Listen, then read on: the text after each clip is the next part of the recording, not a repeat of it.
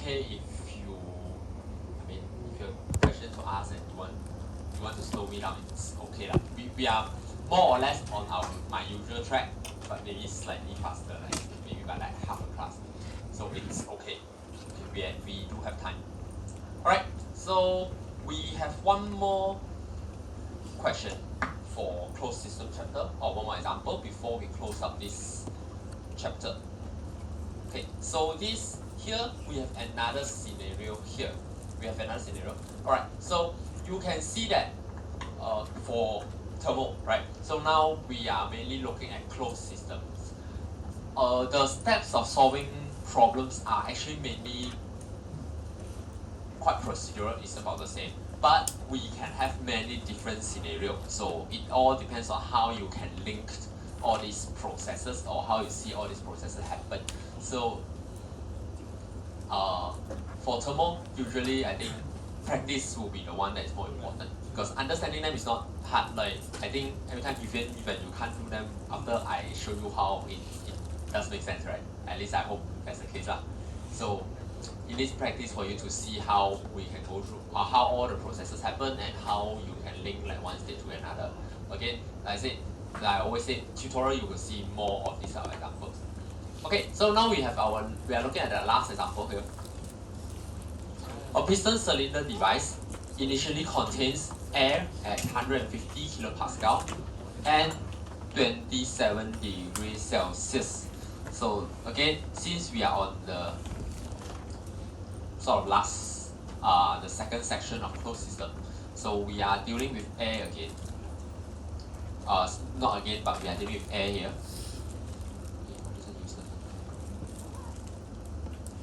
So we are dealing with air, and the initial state of the air, actually you can see in this diagram as well. The initial state is 150 kilopascal and 27 degrees Celsius. So this is the initial state. At this state, the piston is resting on the pair of stops. So once again, this time we have another example where you have a pair of stops. And the enclosed volume is 400 liters. So the volume will be 400 liters. You're actually given quite a lot of information here. The mass of the piston is such that a 350 kilopascal pressure is required to move it. So in order to move this piston, you need 350 kilopascal pressure. So the air is now heated until its volume has doubled. Okay, so now one tips when you're looking at thermal or air questions, okay? Whenever we have air, like I said, we always assume ideal gas, right? And if you see you have information like pressure, temperature, volume, the first thing that should come to your mind is that if you do not want to know what to do, you always have access to ideal gas equation. Okay, as whenever you see these three information, most likely you will need that.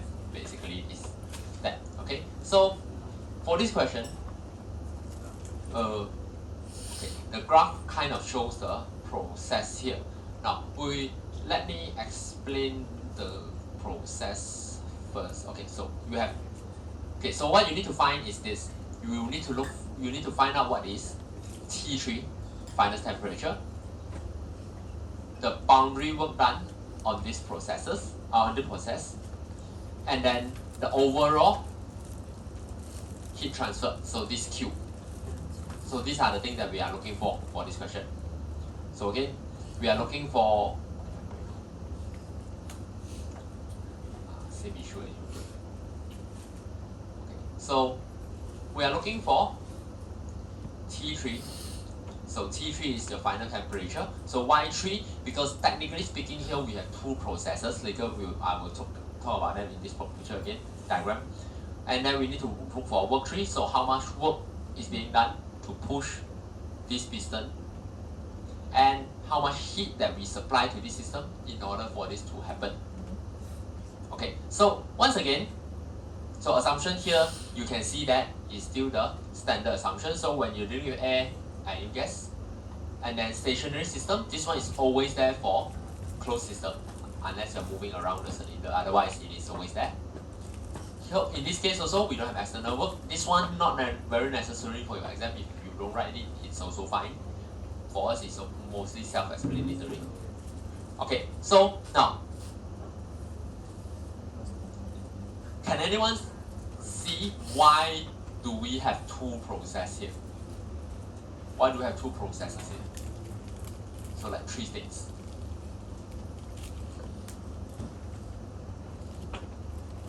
I mean, technically speaking, it's just one process lah, but then it is split into three different states.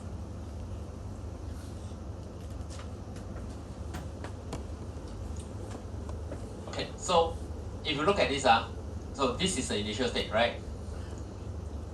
And this is resting on the stop. So same thing here. Now, if you try to analyze this, let's say from a dynamics point of view, okay, initially, the air is here. So this piston would be pushing down on the air. And also there's an atmospheric lah, you know. So the forces that are acting upwards to maintain this equilibrium will be the force from the air and the force from the piston, because this piston is actually holding back some of the weight and the atmospheric pressure, right? So that's why that's why we say that in order for you to move this piston, meaning you need to, the force or the pressure inside the air, the pressure of the air needs to be strong enough such that the piston is no longer the two stops are no longer doing any work. Then only you can push the piston off. Basically that. Because then the moment you push the piston off, then the stop will no longer be in contact with the piston. Then it becomes pointless basically. But anything before that, the piston will still be resting on the stop. So that is actually from 1 to 2 here. So you add heat into the air before it reaches 350 kilopascal. The piston is not going to move. The pressure will still increase, piston cannot move. So that's why from 1 to 2, you can see that it is an isometric process where this whole thing stays at 0.4 meter cube or 400 liter until it reaches 350 kilopascal. Okay, so now that it is 350 kilopascal,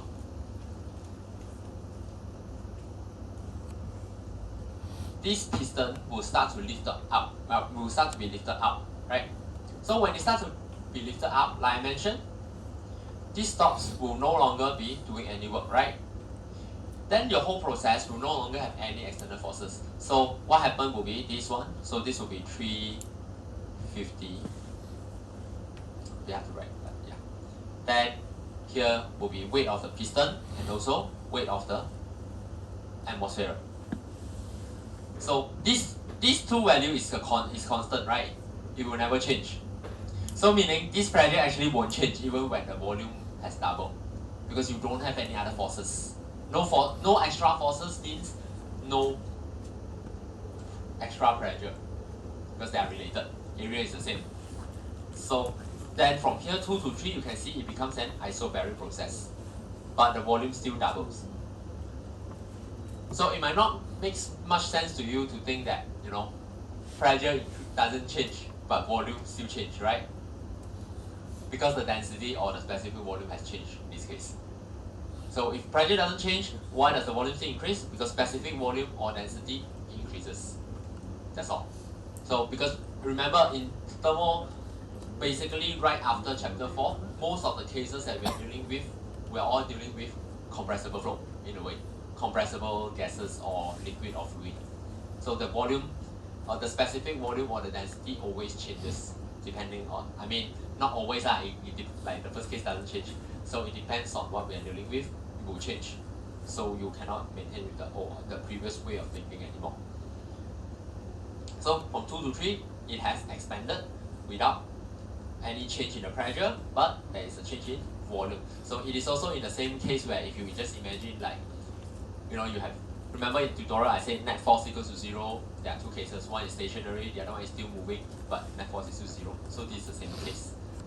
Okay, so now we have spotted like how the piston will move. So from 150 kilopascal, 350 kilopascal, constant volume.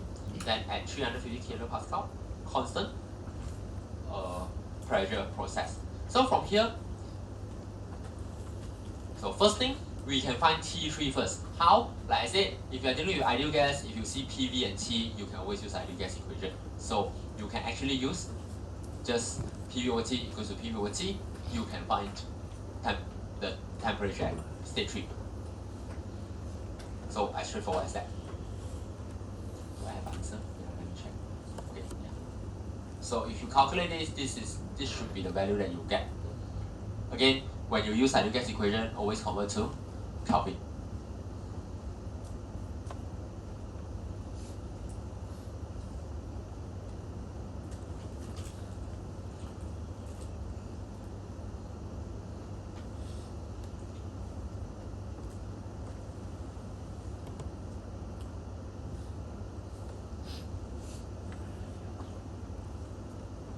Okay, can I understand so far?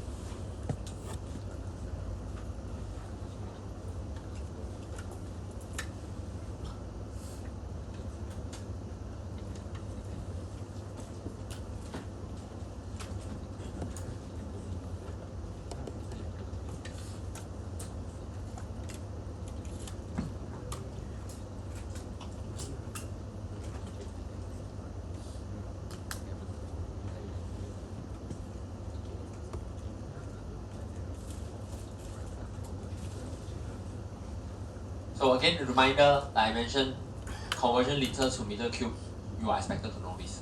Okay, so divide 1000. Alright, I'll move to the next slide now.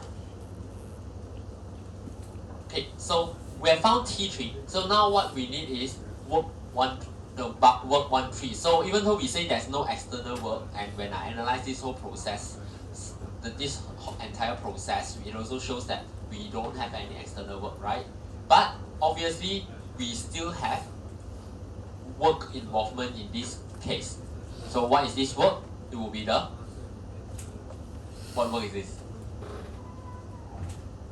Actually, I keep mentioning just now as well. So what work are we dealing with here? Boundary work, right? So this is also the basis of when we say Q minus W equals to delta U. So Q is the Q input and we are getting work out. So this will be the boundary work. So to find the boundary work also should be very straightforward. How do you find the boundary work here? How do you find boundary work?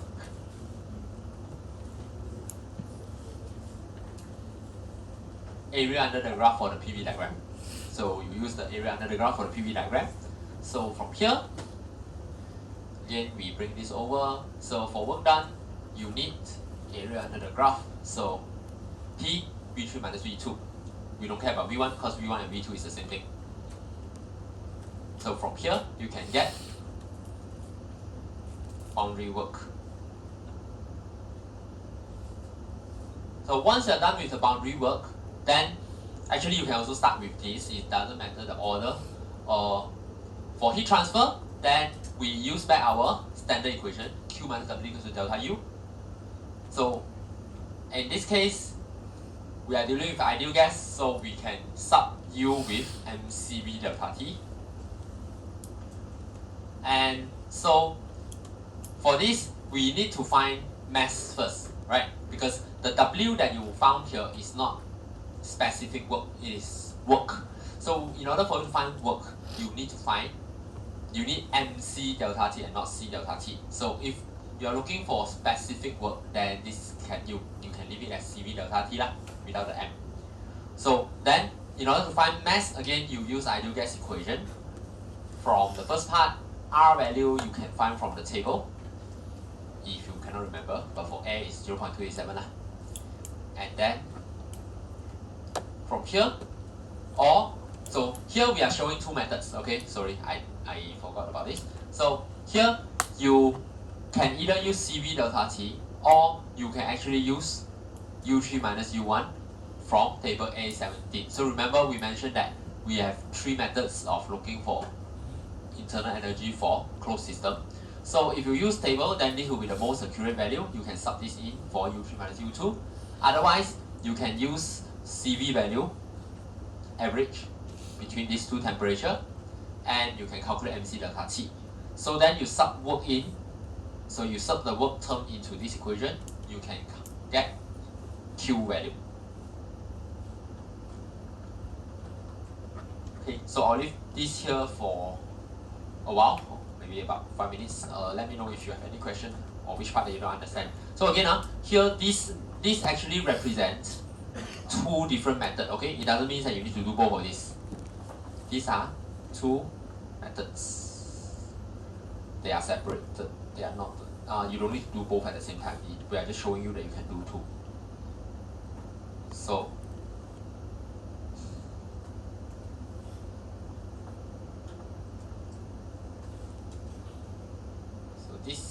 this will be from the table.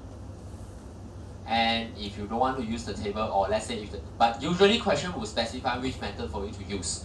Okay, so if you use table, then this will be the value you use. If you don't use, then you just use the CV value, which is 0.7 something, then multiply by the difference in temperature.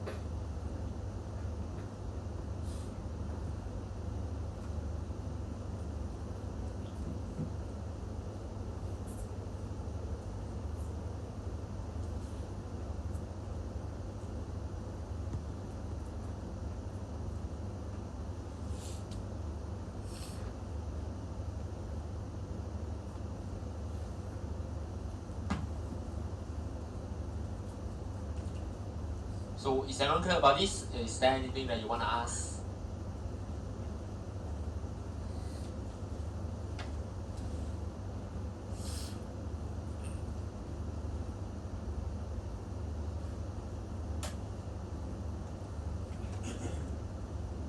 So always again remember this one, okay? If you have ideal gas,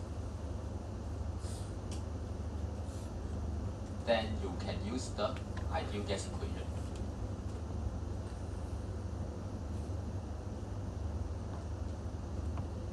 But don't use this for H2O. Never use this for H2O, at least not in my subject.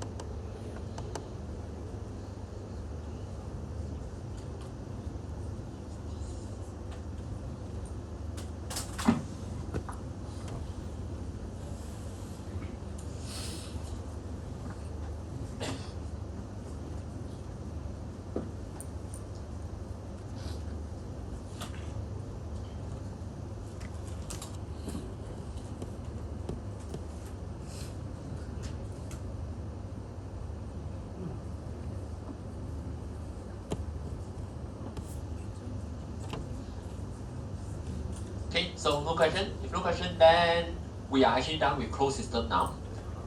So in closed system, always remember a few things. So the first thing is that if you have a piston cylinder device, always remember that you have boundary work. Okay? Yes. Oh, I freeze it, yeah. Sorry. Or meaning just now what I wrote wasn't there, so but yeah, doesn't matter lah. Just what I said. And you guys use ideal gas equation, then don't use for H2O, okay? So for boundary work, always remember, for closed system, if you have a piston cylinder device, usually lah, rigid definitely don't have. But if you have a piston cylinder device, always remember that as long as it moves, you will have boundary work. Because this is a reminder, because boundary work usually is not stated in the question. So like just now you can see the question doesn't really mention any work. So this is something that you need to spot. So as long as you have something that's moving, you will have boundary work. So this is something that you need to remember lah, because you need to identify the boundary work on your own, then you need to calculate it. So it will be part of the equation. Then you remember the energy balance for closed system. So it will be Q minus W equals to delta U. Then you cancel off the terms that you don't need accordingly. Then you calculate. So after that, yeah, specific heat is for the ideal gas, not for H2O. Okay, that's pretty much it. Alright, so then we move on to we will look at a little bit at the starting of open system. Okay, so maybe just a quick one. Since we are entering open system now, definitely next week we are going to finish open system. So as I mentioned at the beginning of the semester, the test will be up to this chapter basically. So and then it will be 1 week after I finish this chapter. So actually we are on schedule, like I said. The test will be on week 7. And the 2 hours class, I will give you I will give 1.5 hours. It is a bit more than what you need, so there's time there. But it will be on the 2 hours class. So the Tuesday class, don't come later, because 8 AM class, but test. So yeah.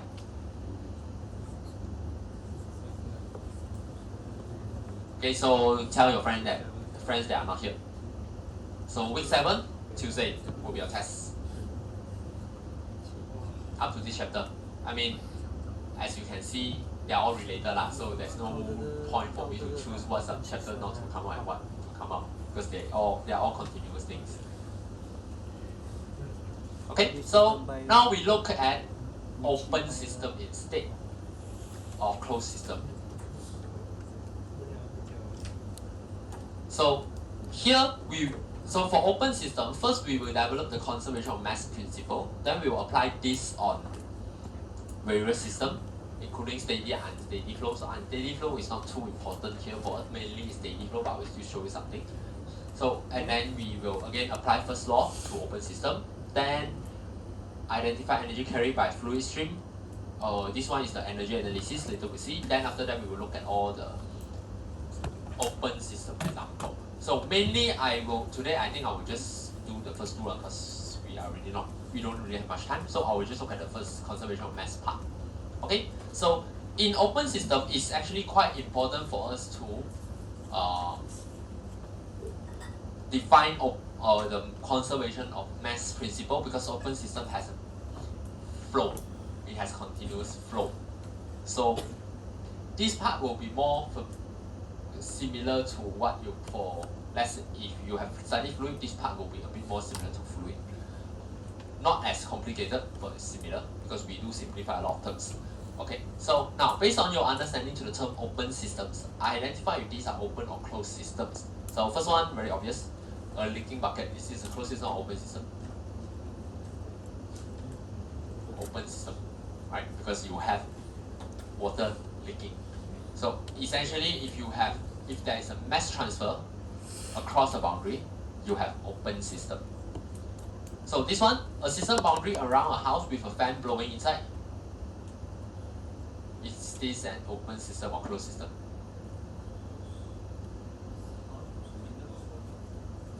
Close, everything close. Like here, yeah, for example. So close. Anyone say open? Okay, so let's say, yeah, like in this scenario, if you put a fan here, your boundary is around the room, this is still a closed system. Okay, if the boundary is around the fan, then it is open system. Right, then the last one, a beverage dispenser.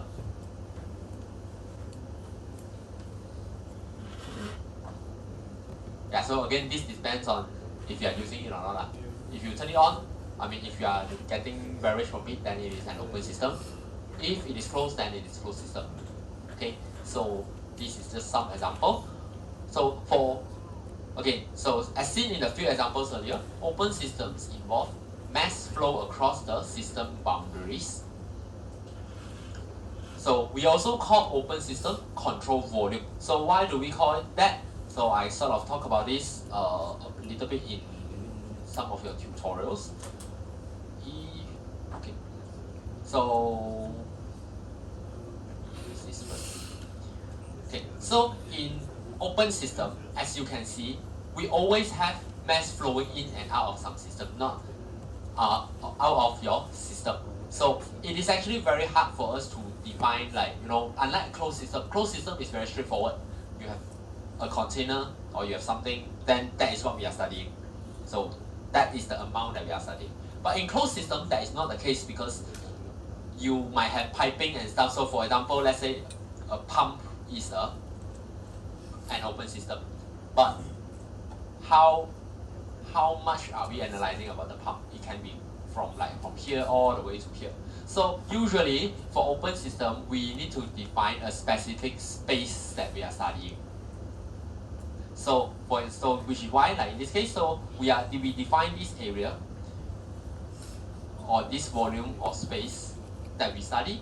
So then, yeah, this will be the mass crossing the boundary. This will be the mass crossing the boundary. So this is also why we call this a control volume, because we are defining a volume. We are setting it as a constant in a way for us to study. So which is also why closed system has another name. So closed system one will be called control. What is called? What is the other name for closed system?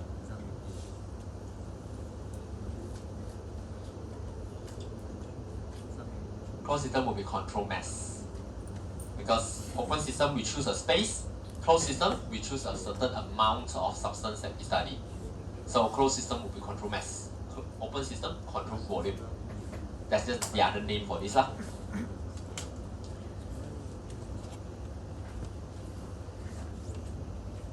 Okay, so in both cases we do use the conservation of mass. So like I said, for thermal, most of the time our assumption will revolve around us maintaining a constant mass in a way. So mass is a constant property, just like energy, cannot be created or destroyed during a process. So for closed system, conservation of mass is very straightforward, because the mass of the system remains constant during a process. So whether you have expansion, compression, we are dealing with the same substance. So the mass is always the same. We don't let it, because the moment the mass leaves the system, it becomes an open system, not closed system anymore. While for open system, it's a bit tricky because mass can cross the boundaries, and so in this case, so for open system, what we do is that we always assume steady flow. So meaning we let it flow for a long time. If you imagine again, it fills the whole place, the entire volume properly. So then after a long while, the mass that flows into the system is equal to the mass that flows out of the system. So that will be the assumption that we make for open system. Then we can say that the mass flow rate is constant. So again, for closed system, so from what I mentioned just now, you should notice this also. For closed system, we mainly deal with mass. Open system, we deal with mass flow rate. So which is why when you do energy analysis, closed system, mostly we talk about work. While open system, we talk about rate of work or power. Which is also why, if we keep everything as specific work, that will be a bit easier because specific work can be applied for both. Then in order to convert into their proper energy form, you just multiply with mass or mass flow rate. Then you will get the work term or the rate of work term.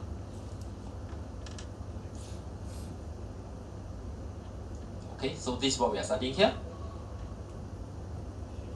Okay, so the conservation of mass principle for control volume, this one very straightforward. Again, total mass entering the control volume during a certain period of time minus total mass leaving the control volume during a certain period of time equals to net change of mass within the control volume during that time. So essentially, if we just use conservation of mass, then this will be the equation that you get. So again, this is more for, okay, both of them technically can be in terms of for open system, but it depends on what you want to look for. If you just give it a set of time, I'm only observing for 5 minutes, let's say, then the first case actually is still applicable because you're only looking for the total mass. So okay, so based on this, right, you can see that what I mentioned just now, where mass is only for closed system, open mass flow is for open system. Of course, it's not a fixed rule, it's just a general rule. Okay, so conservation of mass, I think nothing much here. You can see. So this example here, basically, if you have mass in of 50 kg and you going into the bathtub, and if it is leaking out at 30 kg, then what you have remaining will be 20 kg. So again, this is if you only observe it for a fixed period of time. But mainly, if you look at this kind of example, it doesn't really make much sense for you to think about it in terms of kilogram per second. I mean, in terms of just kilogram, right? Because you will open the tap, it will just flow. That's why in terms of per second will mainly be the more reasonable or logical way to look at this. Okay, so why do we want to look at mass conservation of mass here, right? So, because then we want to use this steady flow process assumption. So for open system, again, we will use this assumption, steady flow process. So when dealing with steady flow processes, we are not interested in the amount of mass that flows in or out of a device over time. That's why I was talking about the bathtub, because it doesn't really make sense for us to look at them at how much mass has come in over the time. We want the whole length. So like when you are operating something, especially like engineering, you look at the system. Usually they do run continuously over a long period of time. So it doesn't make sense for us to just look at mass. So we are only interested in the amount of mass flowing per unit time. So the mass flow rate. So for steady flow, when we make this assumption, the total rate of mass entering a control volume is equals to the total rate of mass leaving it. So this is also called stationary flow. Why do we call it stationary flow? Because it is as if the flow is not moving after a long time. I hope you can imagine that. So steady flow. So let's say, I'm not sure if I've used this before, but so normally, so the moment you turn on the water tap, most of the time, the flow rate is quite consistent as long as you open it fully. It's always quite consistent. That is actually what we call steady flow. Because inside the pipe itself, it is actually already full with water, and that is when your mass flow rate is constant. That's why it is a stationary flow, because if you just look at inside of the pipe, you won't actually see any proper flow. because it's full, in a sense. And how many of you are hit by the water issue these few days? So if when your water supply comes back in, when you turn on the tap, the water won't have a steady flow, right? Because it is filled with air. So at that point, that will be what we call unsteady flow. So for us, usually we don't study, we don't analyze that kind of situation. What we want is, you open it up, you let all the air come back up, leaves the piping, let the water fill back in the situation, becomes stationary or steady flow. That is what we want to analyze. Okay. So then mass flow rate in equals to mass flow rate out. So as you know, mass flow rate can be calculated by rho AV, density, or density, volume, velocity, and area. Or if we are looking at our table, then it will be specific volume. Okay, so if you would use specific volume, same equation. Okay, so this is a mass flow rate equation, and then so we can also find mass flow rate through volume flow rate. So again, this capital V with a dot on top is the volume flow rate. This will be the specific volume. This is the density. So mass flow rate can be converted from volume flow rate through this. So the average velocity, V average, is defined as the average speed through a cross section. So a quick explanation of fluid. Okay, so your flow of liquid flow through a pipe, usually when it is close to a system, it won't be a full flow. There will be what we call the viscosity. So it is actually the friction that drags the water. Basically, it stops the fluid from flowing. So in general, the way fluid flow in a pipe will look something like this. This will be the peak velocity. Here, there's no velocity. So we usually just take the average for our calculation. Okay, so volume flow rate can be calculated through velocity. So velocity in this direction multiplied by the cross-section area. So cross-section area is actually in the y-axis and also in the z-axis, the one that you cannot see. So area and volume. So area and in the linear direction, so you multiply, you get the full volume. So volume flow rate. Okay, so these two things are the one that you use for open system. Okay, so just a quick example here. So air enters a nozzle steadily at 2.21 kg per meter cube and 40 meter per second, and leaves at 0.762 kg per meter cube and 180 meter per second. So nozzle is an example of open system, very obviously. So you can see that based on just this one, because this question we are just talking about conservation of mass. So we give you all everything. So you can see that when air enters the nozzle, the density is this, but when it leaves, the density has reduced. If the inlet of the nozzle is 90 cm squared, determine the mass flow rate through the nozzle and the exit area of the nozzle. Okay, so assumption, flow through the nozzle is steady. So this is the steady flow process assumption that I mentioned. So for open system, we always need this assumption. Okay, so here, now, mass flow rate is always constant. So regardless if you are using, for example, let's say if you have area for both sides, left and right both should give you the same answer for mass flow rate. But of course, in this case, we only have enough information for the inlet, because inlet is the only one that gives you area, density, and velocity. So density, area, velocity, you can get the mass flow rate. So this will be the mass flow rate. Then since there's only one inlet and one exit, then in equals to out. So from here, based on the new density and new velocity, you can obtain the area of the exit. So just a quick look at conservation of mass here. Okay, so let's see what is in the next slide first. Okay, we finished talking about this one, then we are done. Now, so here, we're talking about a special case where we deal with incompressible flow. So the conservation of mass relation can be simplified further when fluid is incompressible. which is usually the case if we are dealing with a pure liquid.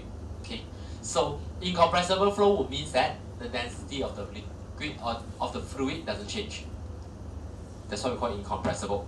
So if it doesn't change, then you can simplify this mass flow equation into just VA without the density, because the density can cancel off.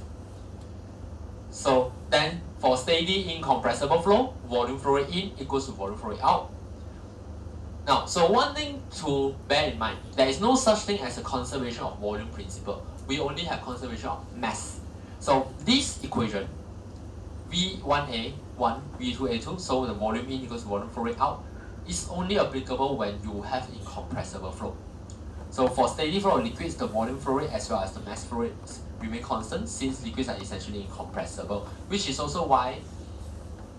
also means that the previous slide here, for this slide, for this one, it is not feasible for you to use volume flow rate in equals to volume flow rate out, because you can obviously see the density have changed before and after. So this is just one special case. So in most cases for us, you need to remember that we don't really assume volume in equals to volume out. Again, this one is especially true for those who came from mechanical background, because I think fluid, you are very used to doing this. But no, for us, we most of the time don't do this, because we don't deal much with incompressible flow actually. Of course, I can still ask this kind of question so if I let you know that it's incompressible flow, you can just use volume flow rate. Just like I think in your tutorial example, the oil flow, that was an incompressible case because the oil has a constant density. If not, then don't use volume flow rate. Use mass flow rate. It's always a mass flow rate that is constant. Alright, so this is where I will stop. We will continue this next Tuesday. Okay, I'll see you guys.